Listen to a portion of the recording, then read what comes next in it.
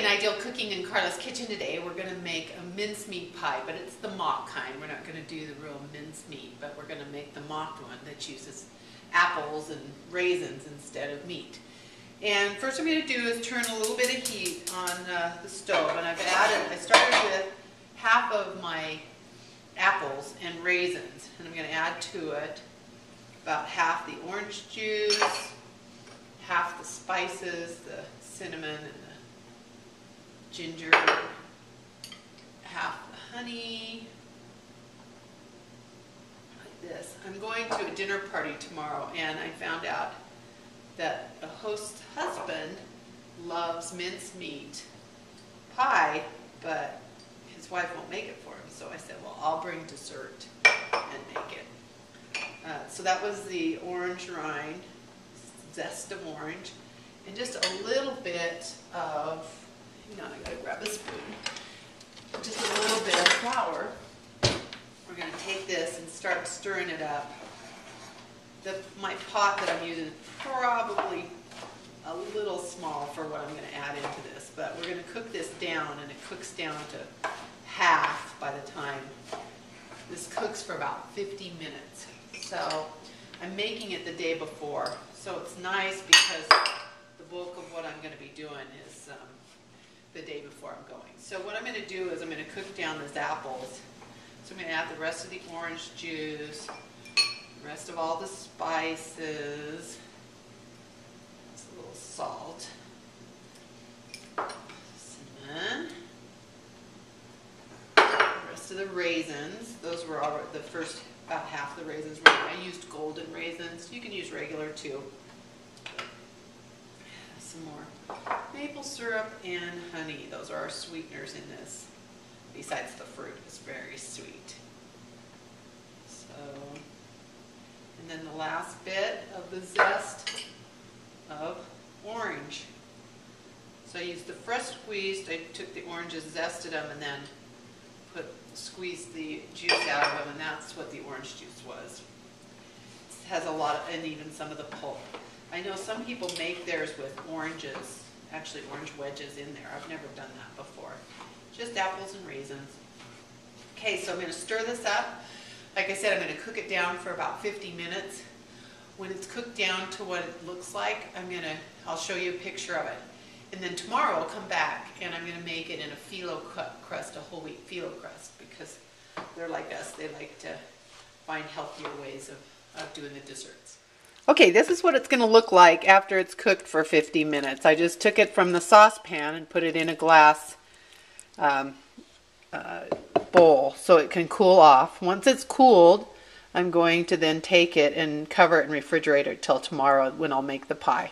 Then I'll come back and show you how I'll make the pie and the phyllo dough. Okay, I'm back and we're ready to finish off this mincemeat pie. This is what it looks like. I put it, after I got it off the stove, I put it in the refrigerator overnight. So I like that about this recipe, is you can get the hard part out of the way the day before. So today I'm just going to take some wheat phyllo dough that I have, and I'm going to make a pie crust. Never done this before with a mincemeat pie, so it's a big experiment. I think what I'll do is take a couple of sheets of the phyllo dough, put a little butter on them, put another couple of sheets down and butter, and then use that as the bottom crust. Get the mincemeat in there and then do the top crust, and that's going to kind of be an experiment too. So here's a couple of sheets. Let's get those. So a little bit. Don't need much. This is the bottom crust, so it's not going to be real flaky anyway. The top crust will be, so we'll spend a little more time on it. I would think 5 sheets would be good, so we're going to take 2 more. Fill them off here. They're a little difficult time today. The other day when I was making the turkey pot pies, these were great. But as the chef Kent would say, just pull it apart, stick it on there, it works great. Okay, so it's a little thick on this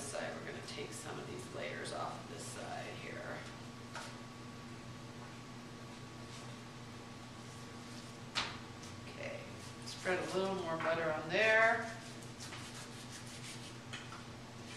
I think that will be good. Thing is about this, you have to work pretty fast because this dough dries out, you know, phyllo dough dries out really quick, so it'll work kind of fast. So we're going to put that on there, just a pie plate, kind of get the ends down in there, like this. Then we're going to take our mincemeat, grab a spoon, put it inside there. And I did taste this morning. It was pretty good. So, you know, it's a mock mincemeat. I think it's going to be good. I've preheated my oven to 400 degrees. So as soon as I get this in here and get the top on, we'll get that in so that start cooking for about 45 minutes until it's golden brown, and then cool and serve cold. Okay, one of the things I'm going to do first before I put that top on is just trim this a little. I think, like a regular pie crust, I'll leave a little edge and then I'll take the top and kind of fold it around and make a good fold so that the mincemeat doesn't dribble out onto my oven. Okay, so that. Let's see if we can find a couple of sheets that'll work for the top. I like the top to look a little better because, you know, people are going to see it. So let's put a little butter on this one.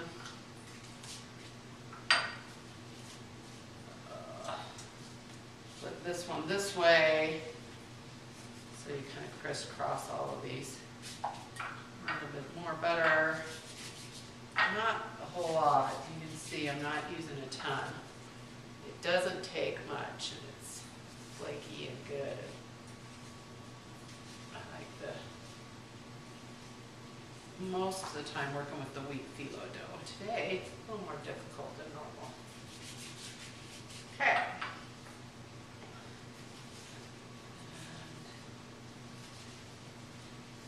Like that.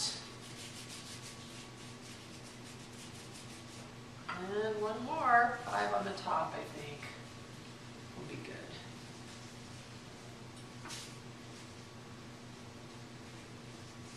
Okay, so brush a little bit more butter on the very, very top for how it's going to look.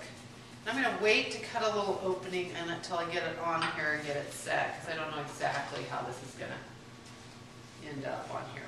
So kind of put it on there with the edges, and then I'm going to do the same thing. I guess I could have waited and cut them all together, but it seemed like that would be good to cut the bottom one first. I love experimenting because you just never know how things are going to be. And my neighbor who loves mincemeat pie, I hope he likes this tonight. We're going to take it to their house for a little dinner party. Okay, so I'm just going to fold these like that, just fold it up and around it. I guess I probably should pull this over, I'm not sure. I've gone out of the camera range. Same thing, I work fast because the phyllo dough dries out. So I'm just kind of making an edge. It's not like a typical pie crust because I'm not going to crimp it in the sense that I would a normal pie crust. I'm just folding this under and hoping that we'll find out after I cook it. I'll show you how it turned out, so maybe we'll find out if the mincemeat stayed in or not. That's all I'm doing.